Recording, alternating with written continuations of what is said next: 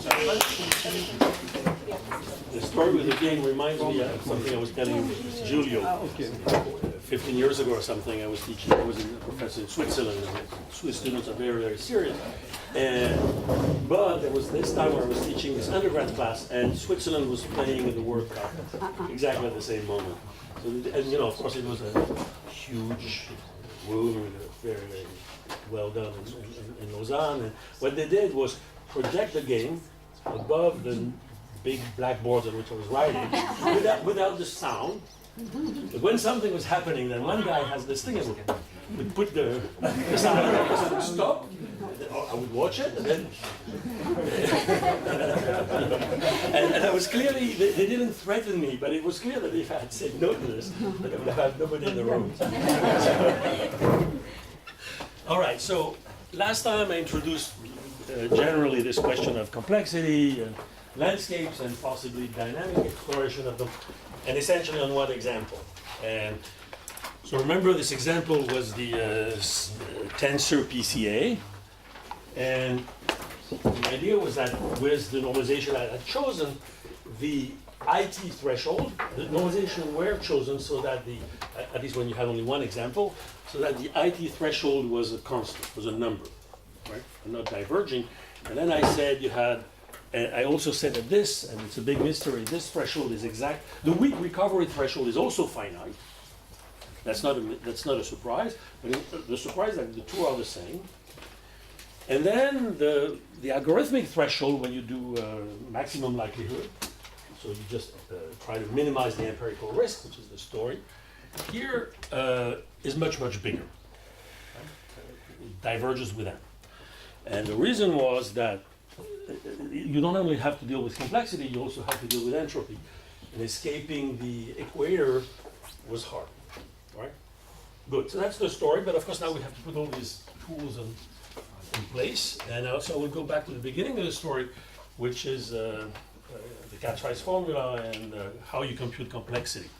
But before doing that, so I said the Cat's-Rice formula will give us a dictionary between a random geometry problem, how do you compute number of critical points, topological invariance, or this kind of thing on a complicated landscape, and a random matrix problem, right? Which a priori do not live in the same world. Right? They're completely different things, but in fact they do, and that's what the Cat's-Rice formula does. So, but before doing that, let me start with a purely, because it will, a purely random matrix problem.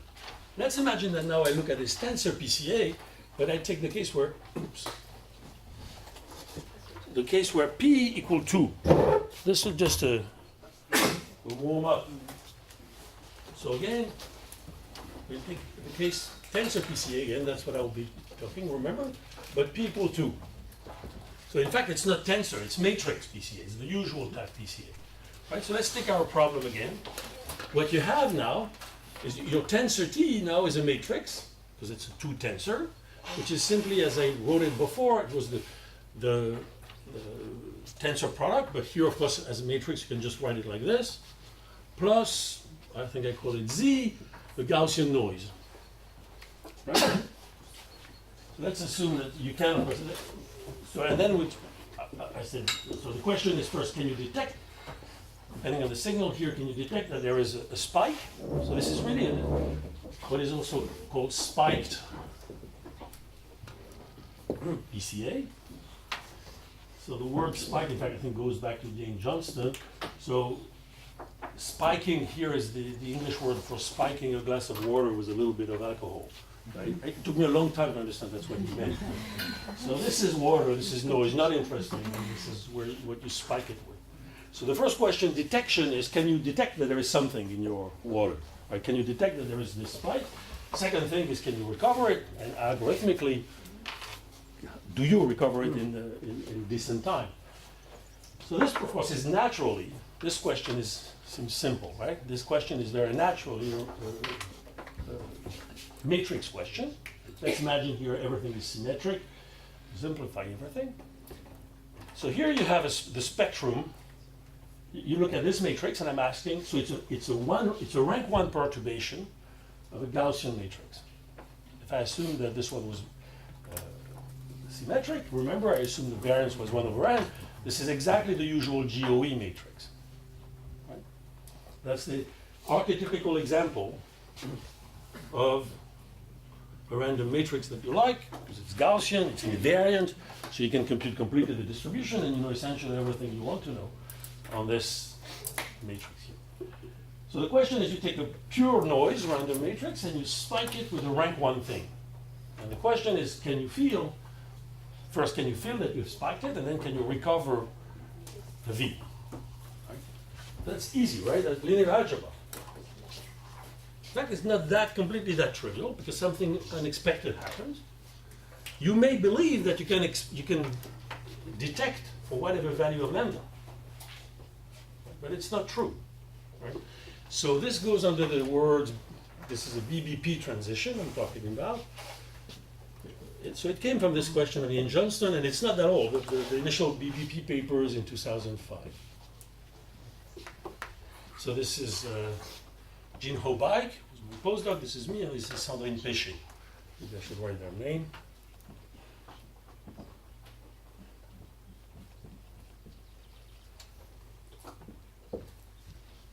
Okay. So what does the BBP transition say here? So first, let's look at the case lambda equals 0. In this case, of course, you're looking at this GOE matrix. One thing I can do is look at the spectrum. And we all know what the spectrum of a random matrix like the GOE looks like. It's a semicircle. And it's a semicircle, let's say the usual normalization has radius 2. Is there anybody here who doesn't know this fact? Okay. So here is a theorem which goes back to the 50s, and it says if you take this random matrix, you look at these eigenvalues, right? They are real. Here I assume Z to be symmetric. Then you look at the empirical spectrum, which is this thing, the empirical distribution of the eigenvalues, right? Then these guys here, and I normalize the Z by 1 over n. The variances are normal. If you don't normalize it, they have the entries of this matrix are size 1, then you shouldn't divide these guys by square root n. But here I don't need to do that. So this is just the empirical spectrum. You put a Dirac mass at every eigenvalue. This converges in all sorts of senses to the semicircle, to this distribution. SC is for semicircle. Right? So here it's just square root of 4 minus x squared dx, when x is smaller than 2, normalized. Okay. So this goes back to Wigner in the 50s. And then, of course, much, much more than that is known.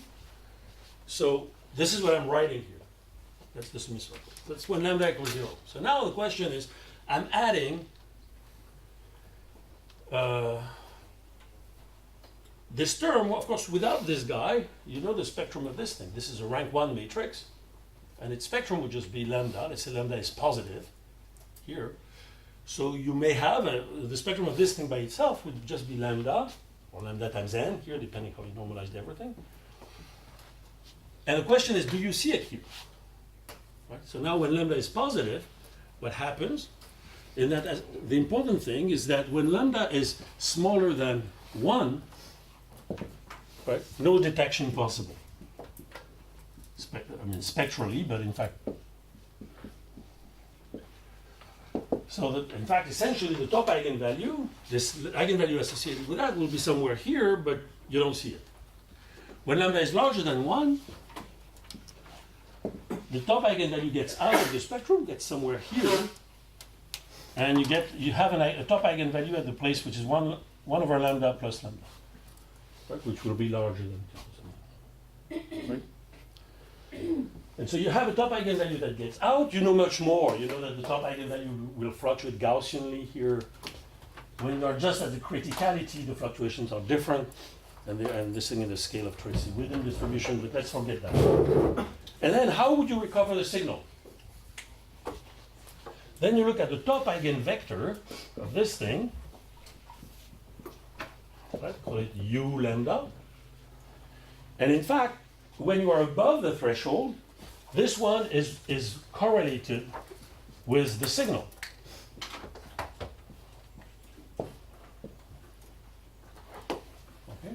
And when, of course, when you let lambda go to infinity, this u lambda v can go to 1.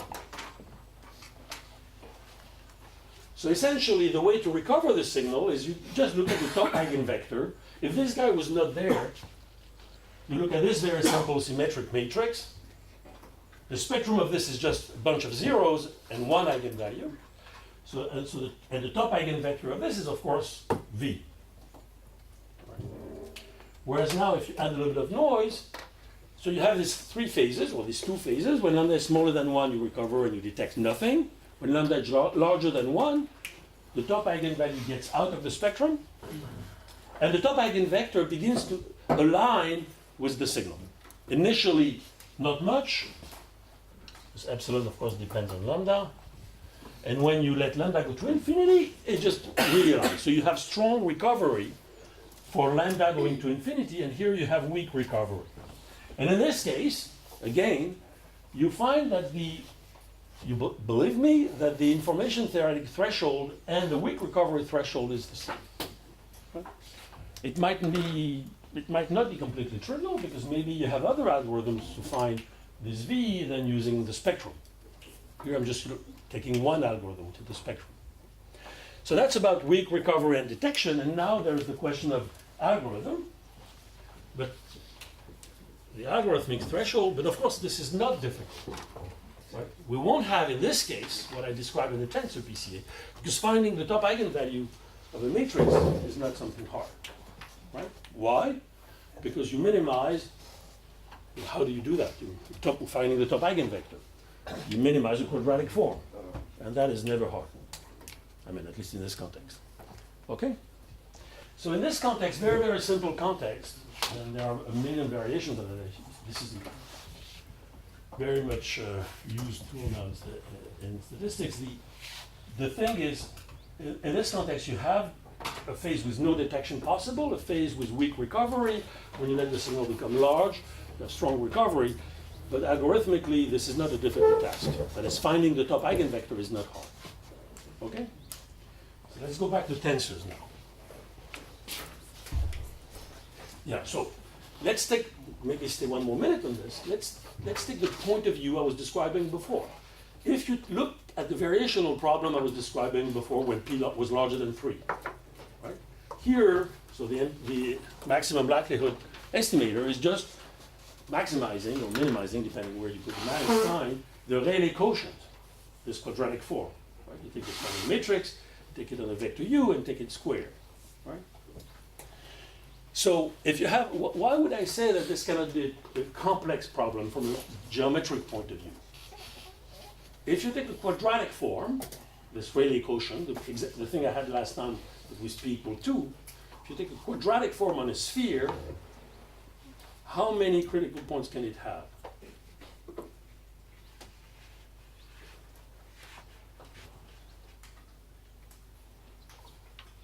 What keeps in the sphere? Forget everything. You have a function of one point on the sphere, and this function is quadratic.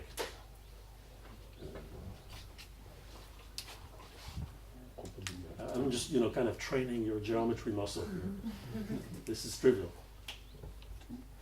No? Which dimension? N? One. One? No.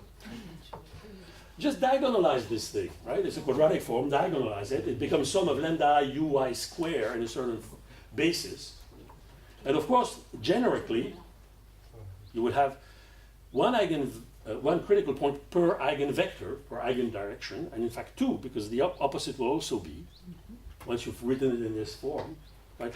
Finding the gradient or the Hessian of the function sum of lambda xi square is not very hard, even on a sphere. So in fact, generically, the maximum you can have is 2n, if n is the dimension of the sphere. Right? That's simple. So it can be large, but it's not exponentially large. It's not crazy. Right? So for a generic matrix, if we were in the generic situation here, you will have 2n critical points. Right? So what I want to explain now is that as soon as you go to p larger than 3, things become way more complicated. So the difference when you go to p larger than 3, as I explained last time, let me say it again, is that the complexity will be exponential. The number of critical points will be exponentially large. So the function is way rougher. Going from 2 to 3 is a total disaster. And the, oh yeah, by the way, last time I mentioned this article, and I think I didn't say who wrote it in 2013, which is called Almost All Tensor Problems Are NP Hard. And that's Hiller and Lim. But you don't have a paper saying almost all matrix problems are NP hard happen here, otherwise we couldn't do much. So in this case, now if you go to the tensor case, we will see something very similar. There will be a phase with no detection, a phase with weak recovery. When the signal goes to infinity, you have strong recovery. The difference will be that the algorithmic part will be very different, as I explained. You will need to have a much larger lambda for the algorithm to work. Okay, so let's go to this thing. So before going to this particular case,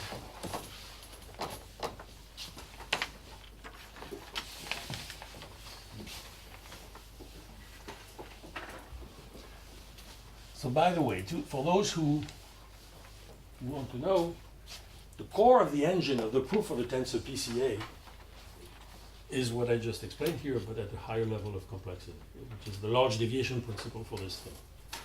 So in fact, this is the core even for the tensor case. All right, so let me explain. So let's forget tensor PCA for a moment. Let's go back to the general situation here. Let's say I have a function f. Of course, it will be my empirical risk, my R, M hat, whatever, on a manifold, which will be of dimension n with values in R. Okay.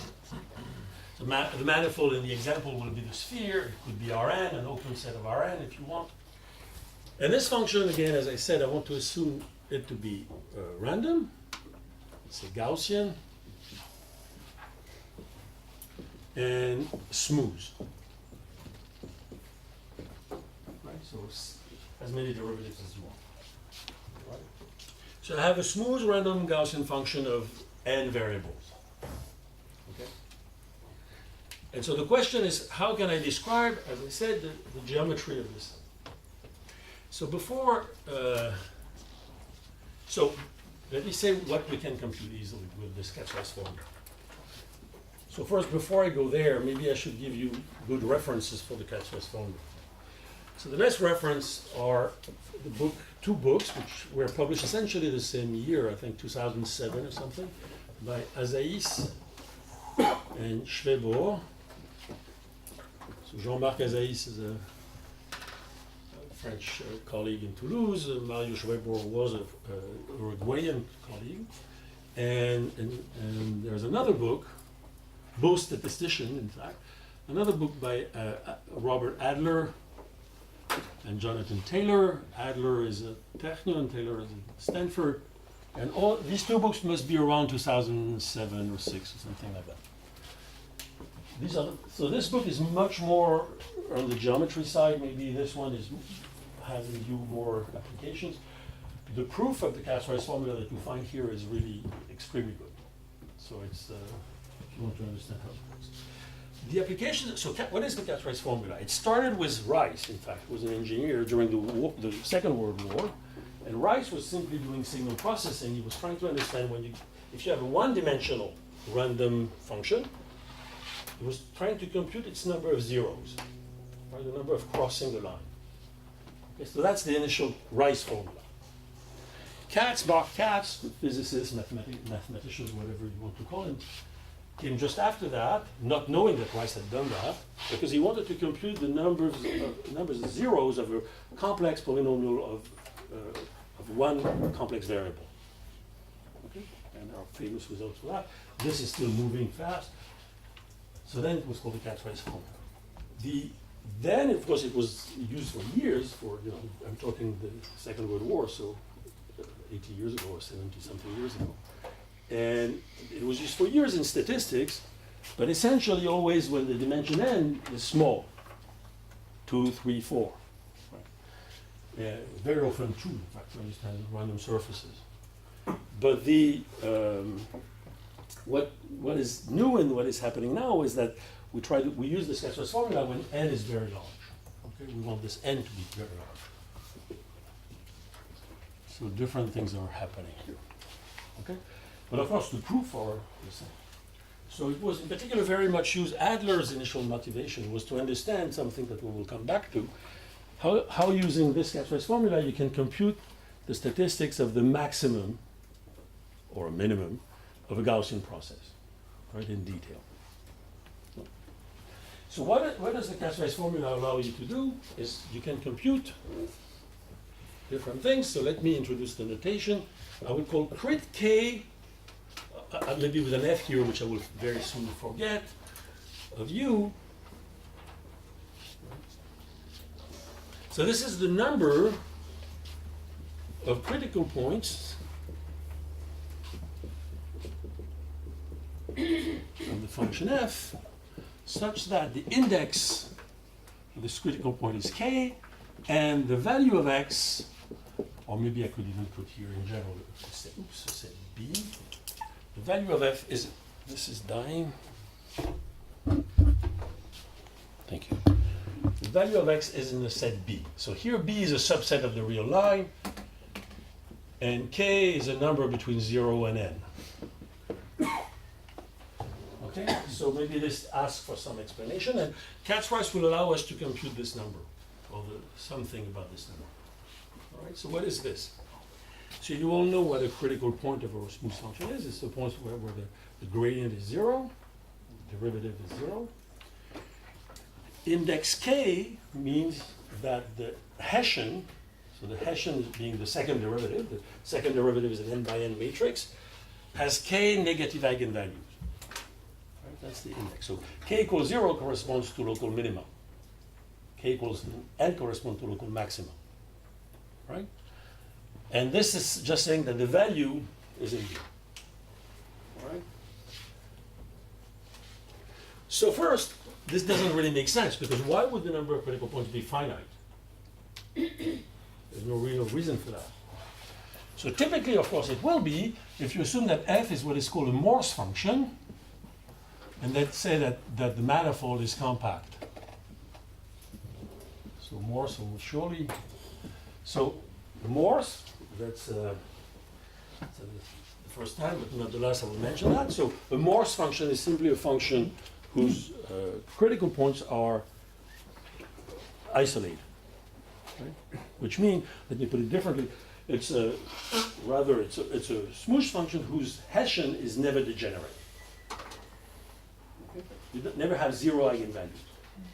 So if you have such a thing, then necessarily the Hessian, any critical point is isolated, because locally in your point you can write by a Taylor expansion your function as a quadratic form plus the remainder term, and this shows that there are no other critical points. Right? So the critical points are isolated. You cannot have a line of critical points or a manifold of critical points.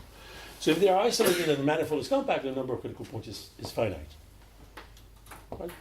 So this is the simplest thing to do that. And so what Catch-Rice formula allows us to compute are the moments of this thing. For any k, b. In fact, it allows us to compute the factorial moment, but let me just say that for a moment. So the Catch-Rice formula gives us this, and I will explain what it is. Okay?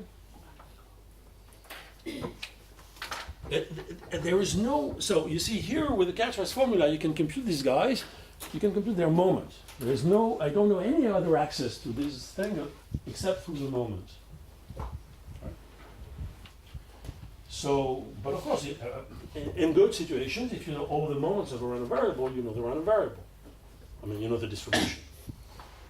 But you know, in spin glasses, it happens that sometimes the moments do not determine the distribution. Okay? Well, we'll see that this Catch-Rice at order p, oh, this should not be the same p, I'm sorry. It has nothing to do with my former p, m. The Catch-Rice at order m becomes more and more complicated when m grows. It becomes really seriously difficult. Okay, so that's one thing you can compute, and keeping the. There's another thing that you can compute, which was. So that's the first type of information. The second type of information is really you can compute the mean and the moment of interesting topological invariants. So I will just take one. You will look at the, so let me put it very vaguely like this.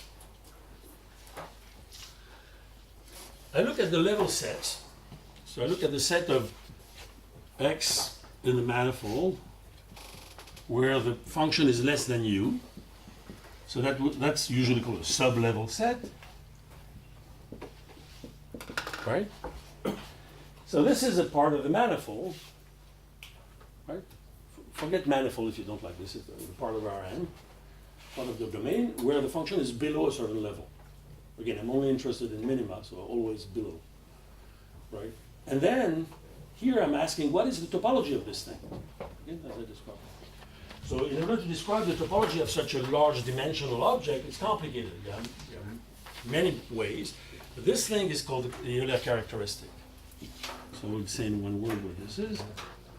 So it's a very interesting topological invariant. So I should explain this in one word. Okay.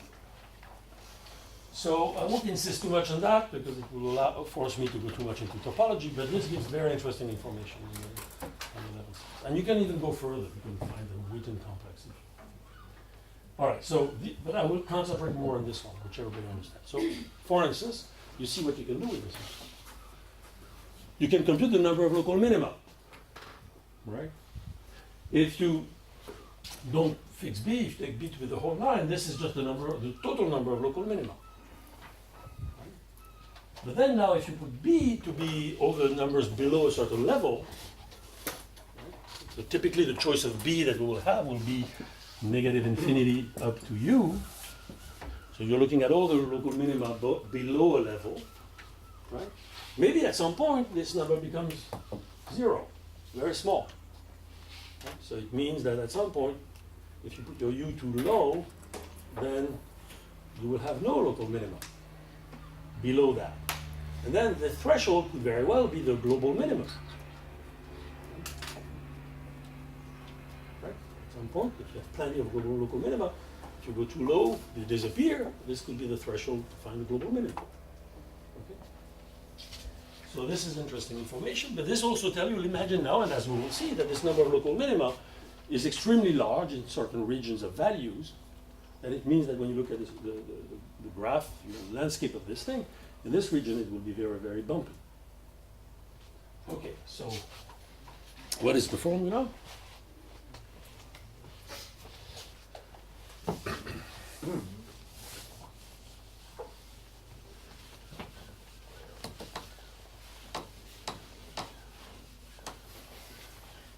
So maybe just one whiteboard of algebraic topology, just for Morse theory first, in a few lines.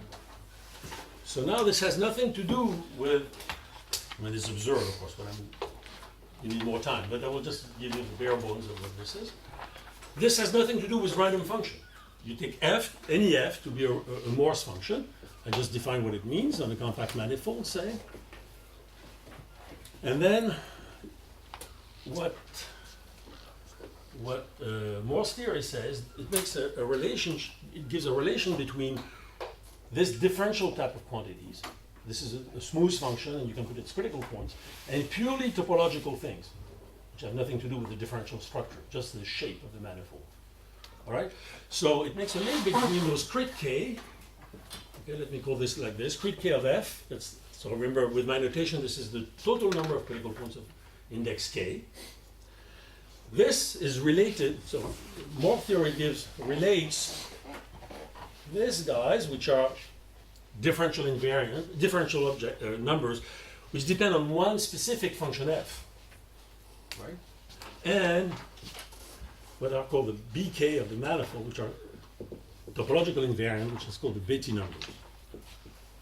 So the Betti numbers are the dimension of the rank of the cohomology groups. So in words, they are, in fact, essentially the number of k-dimensional holes that you have in the manifold. Right? If you don't like this, you can go to the Durham point of view. It's really the dimension of the number of K forms which are close but not exact. Okay. Anyway, that's a simple number. So example, if you take the sphere, which is in dimension n-1 by the way, and not n, B0 is 1, all the BKs are zeros for K between 1 and n-2, and the last Betti number, Bn-1, is 1. Okay. B0 is 1 simply means that the sphere is in one piece, it's connected. All these guys are 0 means you don't have holes in it of dimension 1. Right? And this 1 means simply that inside the sphere you have this one big hole. That's what it means with my hands. Anyway, there are numbers which are independent completely of the function. They are the topology of your domain. And so what is the relation? It just says that this so you have the weak Morse inequalities, which say that this critical point, number of critical points for any f which is Morse are larger than this. Always. So this the topology gives you a bound. So in the case of the sphere, what is this bound? Given what I tell you over there, essentially it says nothing. It says crit 0, which is the number of local minimum, is at least 1. And crit n-1, which is the number of local maxima, is at least 1. Big deal. We all know that if you take a smooth function on the sphere, it has at least one minimum and at least one maximum. So this weak inequality is really weak. Then you have the strong ones, which are much less weak, and says something like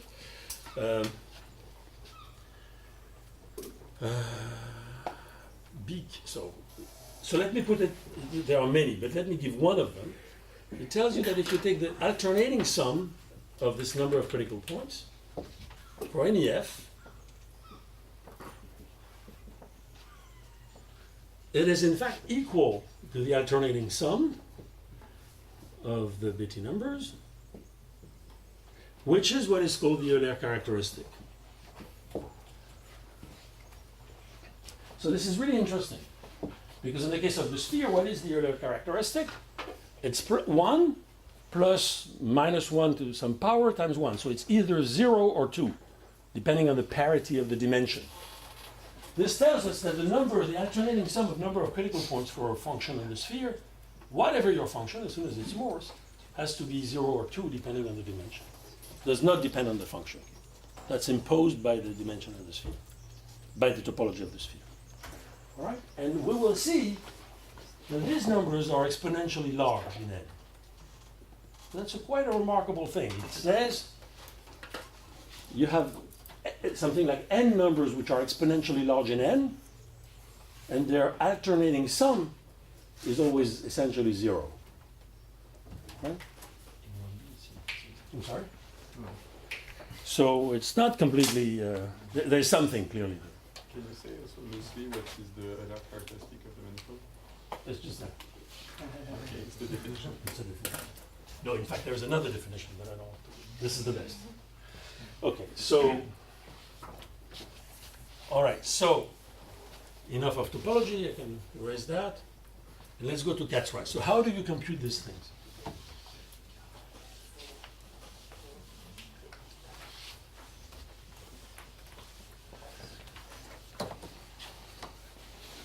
So under technical assumptions I don't want to spend too much time on, you need to assume that the covariance of this. So when you have a Gaussian function on the sphere, on a manifold, it's essentially given by two things. Its mean at every point, and its covariance between 2 points. So let's assume that all these functions, that the covariance function is a nice, smooth, decently bounded function. All right? And then you will have the following thing. So let me write the most useful of all the Cat's-Rice formula. If you look at the number of critical points of index k for your function f, let's say below level u, this is what, or in B, whatever. So this will be the integral on the manifold of the expected value of the absolute value of the determinant of the Hessian, let me write it like this, of f at x, indicator of the index of the Hessian at x is k, conditioned by the fact, conditioned by the fact that the point is critical, and by the fact that the value of x is v,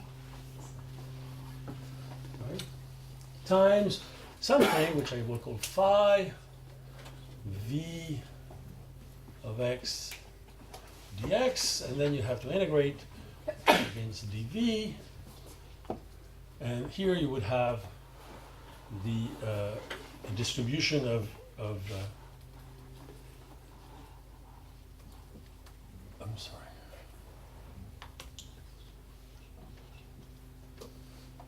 And then integrate in B. Okay? So, what is this guy? This function, so here you understand what this is, right? You take the, so let's forget all these things, which are simple terms. Let's, for the moment, let's look at, where is my observation? So let's look at this term, which is the most important one. This is where the famous dictionary is hidden. Here you have to compute something about the absolute value, and don't forget, that's the hard part, absolute value of the determinant of the Hessian. Condition, let's forget the index for a moment, condition of the fact that the point is critical, and maybe by the value of f. We could also forget this one if we don't want to fix the value. Maybe I should have begun with that. So this is very interesting because, of course, remember, f is a Gaussian function. So if you look at the triple f, grad f at any given point, Hessian of f, right? This triple, which lives in high dimension, this is dimension 1, this is dimension n, this is dimension n plus 1 over 2. This triple is Gaussian too. Right? And its covariance is easy to compute. Right? Because if f is Gaussian, its gradient and everything is smooth, the gradient will be Gaussian, this will be, the Hessian will be Gaussian. So you have a Gaussian vector in pretty large dimension. And what are we doing here? We are conditioning this part by these two parts. Right? So this thing is, again, a Gaussian computation. Right? If you take a Gaussian thing and you condition on some of the components, it stays Gaussian. And the computation of the conditional expectation is pure linear algebra. Right? That's the enormous advantage of Gaussianity. When you want to compute conditional expectations, it's linear algebra. Right? So computing this distribution is at least, in principle, doable. Right? How do you compute this distribution? I give you the distribution of f. Let's say it has a mean and a covariance. And how do you compute this thing? Computing the mean of that is not hard. Right? Just the gradient of the mean of the former one. And the covariance of that you will obtain by differentiating twice the covariance. To get this one, you have to differentiate even more. But you can compute the covariance of this whole thing, and of course the joint covariance you can do too. So you can compute the covariance of this whole big Gaussian vector from my initial data, which is the structure of the distribution of f. Right? And then you can compute the distribution of this given that by inverting a matrix, by doing linear algebra. Right? So at least formally, this computation is doable. Right? In the Gaussian context. And then what is this? This is the density of the vector that you integrate here of grad f f of x, right, at 0 and v. Right? So of course you had to assume that everything was not degenerate, that you have density. Because why at 0? Because you want the gradient to be 0. That's what you condition for here. Okay? And then this last thing is you integrate in the value of v. And f of x now is a Gaussian, it's a Gaussian variable, one-dimensional Gaussian variable, so that's the density. Okay? Or maybe with a mean. Yeah, there could be a mean here, so it should be exponential minus v minus m of x divided by 2 sigma x squared. m of x being the mean of f of x, and sigma square of x being its variance. Okay? So that's the Catch-Rice formula. And I told you how you proceed. The next step is compute this law.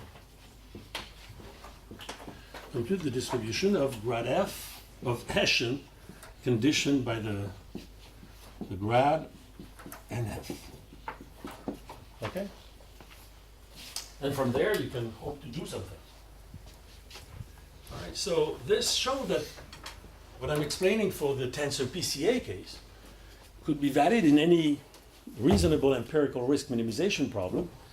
If your empirical risk is Gaussian, for sure you can try to apply this, right? If it's not Gaussian, maybe you can apply a high-dimensional central limit theorem and hope that the Gaussian approximation will work. I will try to spend some time on that. Okay?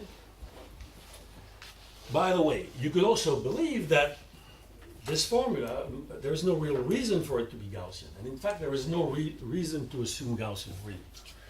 This formula is based on something which is deterministic, which has nothing random, right?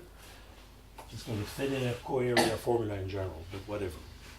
So it's not, at the origin, it's not something random. So there is no real reason to assume something Gaussian. Except one thing, when it's Gaussian, what I just said is much simpler. When your function is not Gaussian, computing this conditional expectation is usually hopeless, right? But still, maybe the formula is hard to use, but is it still true? In the non-Gaussian case, remarkably, from a pure mathematical point of view, it's not very well done.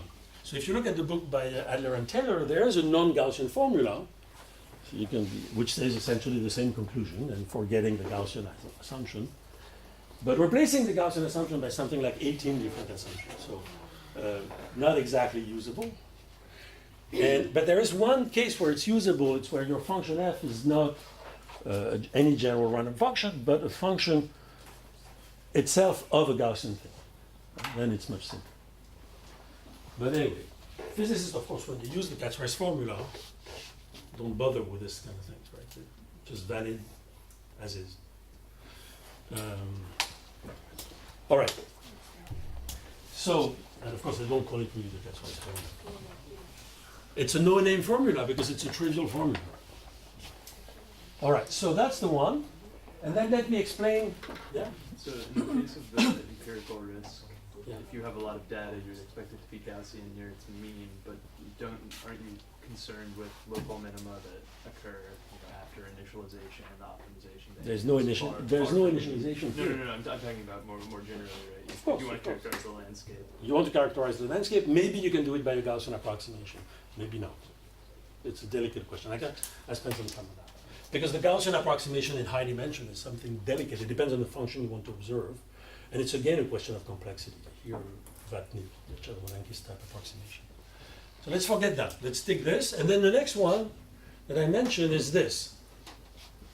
So let me look at the earlier,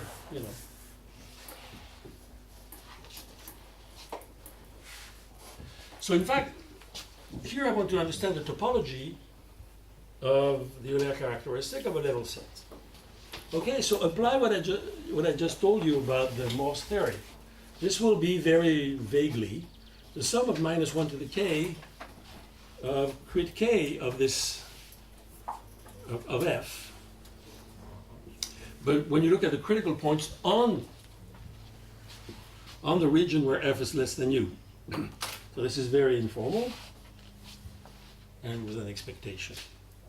Right? Because remember, the Euler characteristic is alternating sum of the number of critical points for any good point. Of course, when I say that, I assume that what's happening at the boundary of this manifold doesn't play any role. Give me that. Then apply this formula. So the sum here becomes an alternating sum of expectation, and the expectation is given by this. You can put this alternating sum inside the expectation. But now, just notice that when you take this Hessian, when the index is k, right? When the index changes by 1, the determinant changes sign, right? Because the index is a number of negative things, negative eigenvalues. And the determinant is the product of the eigenvalues. So every time you change the index by 1, you change the sign by -1, right? So this alternating sum is nothing but the determinant itself, without the absolute value, and this is what you obtain. So it will be the same thing. Here I put b, so it will be from -infinity to u, of the same integral, of the same thing here, without the absolute value. And now I can forget that, because the alternating sum will give me that, conditioned by this thing. Time the same thing. Okay. So you see that putting the absolute value or not makes a big difference. Okay. And in fact, mathematically, dealing with this thing without an absolute value is much simpler. The absolute value of a determinant, physicists know well that this can be a painful thing. All right. So this is in fact easier to study than the initial one. So for instance, in some of the literature of complexity of spin glasses, by some of the very best, you will see things like, I'm mentioning Giorgio Parisi here, you will see something like, you want to compute the number of critical points, but at an energy level which is low enough, it's clear that the minima will dominate, so the determinant will be positive, forget the absolute value, and then compute. Right? That's not a small problem. Normally, of course, that was not the end of the story. Then it went on. When you want to compute an absolute value of something, then you can do some interesting renormalizations and algebraically painful things. So I want to avoid all that. I want just to go bare hands in it. All right, so that's the kind of formula that, of course, I will take for granted and that I will try to use. And so let me tell you, so let's go back to this. So let's take our function. So just to make the link, let's take the case of the tensor PCA with, okay, so we want to apply this, since this is the example I've chosen, the tensor thing, but let's begin with lambda equals 0, which was, remember, essentially the spherical p-spin glass model. If you remember what that was, right? So it's essentially a random homogeneous polynomial of degree p whose coefficients are Gaussian. And you look at it on the sphere, all right? So after normalization, which are really a pain in the neck, because of course every geometer works on the unit sphere, every physicist works on the sphere of radius square root n. So this, with the power p, you have to be careful, but after all this, what you find is, so you have to try to understand what is the gradient when f is the Hamiltonian of a p-spin. What is the distribution of this guy conditioned by the fact that the point is, and that, let's say, the value is v. That's the important thing. So that's, of course, that's what you need to do anything here, right? Because you need to understand this thing, right? So that's not hard. First, the only thing you have to remember is that the spherical spin glass is, in fact, its distribution is invariant by the orthogonal group. Okay? So if you don't see that, the covariance of the spherical spin glass, which here is called f, is essentially x, y to the p. With, in physics, there's an n here, but I won't. So this field, forget that it's a spin glass or that it's homogeneous polynomial. The really important thing about it, and the reason why it's coming all over all the time, it's because it's you know, this is invariant by rotation. This covariance, the mean is 0 here, and the covariance structure is a function of the distance. Because on the sphere, being a function of the angle of the inner product is the same as being a function of the distance. So this thing is a function of the distance. It's an isotropic field in the sphere. Right? That's the real reason for why, first, it's important, and second, why we can compute. And in fact, these guys have been introduced way before spin glass theory. Way before physicists even looked at them. Mathematicians have classified them in 1938, for example. not exactly, yesterday. And there, somebody thought, what are all the possible isotropic fields, let's say, on the sphere? And what are they? If you assume that their covariance is a function of the distance or inner product, and a function which doesn't change with dimension, they are essentially all exactly the class of the mixed spin glass. So the real reasons mixed spin glass are so nice, because in fact they're also very important geometric objects before being anything physical or data science-y, right? But because it's invariant by rotation, by the orthogonal group, then it's very easy to see that. So first, here you see that the variance is constant, right? When you take y equal to x, this is a fixed number. When the variance is constant, it implies very obviously that the function and its gradient are independent.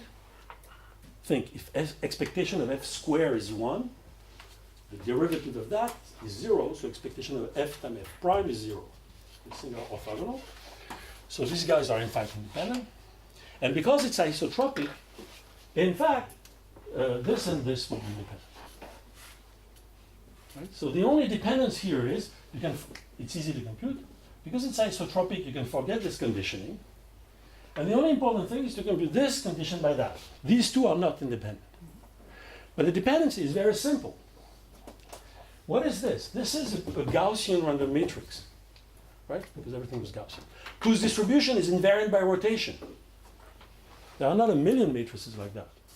And in the end, what you find is that this is just the GOE shifted by a constant which depends on V and on P, and the identity in distribution. That's the core of everything. So this Hessian is just the GOE shifted by a constant, by a scalar matrix, scalar matrix. So then, when you put that back here, you see that this guy here is purely something about the GOE. And in the end, when you want to compute these things, everything will boil down to properties of the GOE. Right? That was for lambda equals 0. Now lambda positive, what you will find is that in this case, it will be a spike GOE. Shifted.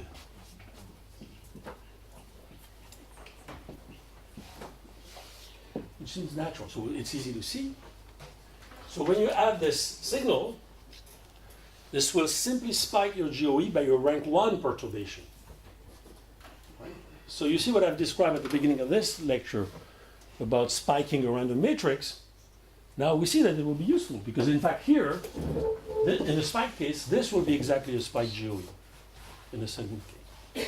And everything will have to be brought to this guy, except you need to do that with a lot of detail, as we will see. So I will describe this because now the game begins. Thank you.